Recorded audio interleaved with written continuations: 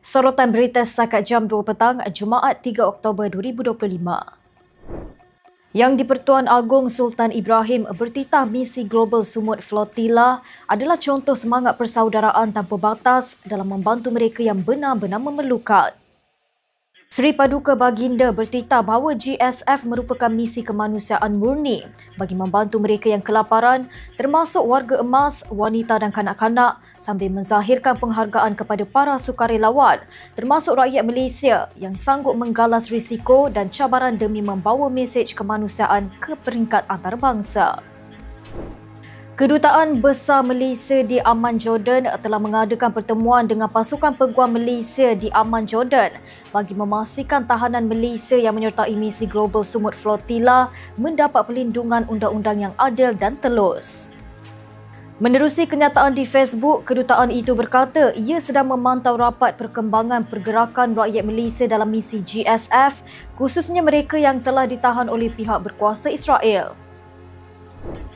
Aktivis kemanusiaan Malaysia Muhammad Nadir Al-Nuri Kamaruzaman atau lebih dikenali sebagai Nadir Al-Nuri mengesahkan bahawa para peserta misi kemanusiaan Global Sumut Flotilla yang ditahan tentera Israel mula tiba di pelabuhan Ashdod, Israel pada Khamis.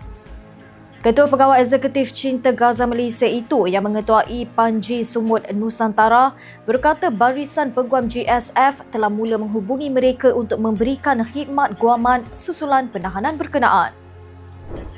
Beralih ke perkembangan politik. Pergolakan dalaman bersatu menyebabkan PAS perlu menonjolkan dirinya sebagai parti berwibawa menjaga pelbagai kaum melangkaui kubu kuatnya di negeri-negeri utara dan pantai timur, kata penganalisis. Ahmad Fauzi Abdul Hamid berkata perbalahan terbuka bersatu yang tercetus selepas serangan terbuka Wan Saiful Wanjan terhadap Setiausaha Agong Azmin Ali menyebabkan perpecahan serius yang menimbulkan keraguan terhadap kemampuan Parti Melayu itu untuk memimpin negara.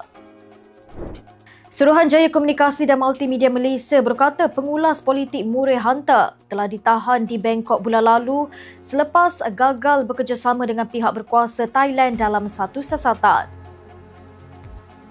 SKMM memaklumkan bahawa ia telah membuat laporan polis di Malaysia dan Thailand berhubung penerbitan Hunter mengenai institusi-institusi negara termasuk SKMM pada April dan Jun tahun lalu selain turut memfailkan saman sivil di Malaysia dengan dokumen saman tersebut diserahkan kepadanya di Thailand.